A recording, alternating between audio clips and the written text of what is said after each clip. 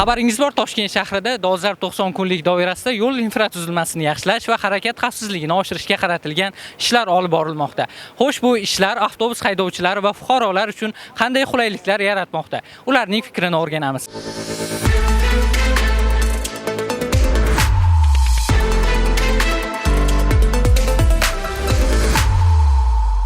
Bekatlarga kirishimizda yaxshi bo'lyapti. Ancha oz mashinalar yo'q. Tirbandlikda tug'dirmayapti. Hozir bizga haydovchilarga ancha qulayligi, o'sha yo'llar ancha tekis ravon, yaxshi yuryapmiz. O'sha bekatlarga kirib chiqishlarimiz, aqlli svetoforlar o'rnatilgani ancha qulaylik bizga yaratilgan. Ko'ryapmiz, yo'llar ko'p joy ta'mirlanyapti. Asfaltdagi chiziqlar chizilyapti, ko'p belgilar qo'yilyapti, qo'yilmagan joylarda. Endi u narsaga talab bajarilishga harakat qilyapti imkon qadar. Men o'zim ruldaman. Ko'p holatda shu palasalar, shu yo'l belgilari anaqasida muammolar bo'lardi. Hozir ancha yechilyapti. Ancha e'tibor qaratilgan bu narsalarga. Oldin magazinlarga odamlar misol yo'l kirib to'xtab mashinasini qo'yib qo'yadi.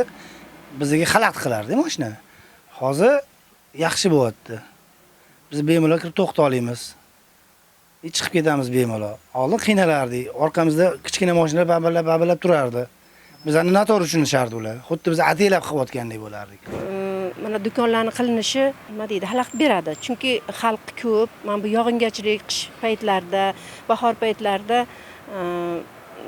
shu ichkariga kirib o'tirishga odamlar sig'maydi. O'shuning uchun ularning olib tashlanganligi bizga ma'qul. Avtomobillar keng bo'lish kerak, odamlarga qulaylik bo'lish kerak-da. To'siqlar yo'q. Log'kom mashinalar to'xtamayapti. Qulaylik yaxshi. Yamalarni hammasini hozir chilib, asfalt qilishyapti. Raqamli svetoforlarni aytishimiz mumkin. Ya'ni bu haqiqatda ham yo'lovchi ikki tarafga ham qulaylik keldi. Ham yo'lovchi uchun, ham demak mashina boshqaradigan inson uchun. Agar magazinda bo'lgan avtomobilga kelayotgan paytda mashina to'xtab qolsa, bizga xalaqit berib qoladi. Orqada yana avtobus yig'ilib qoladi. Hozir ancha bo'shab qoldi.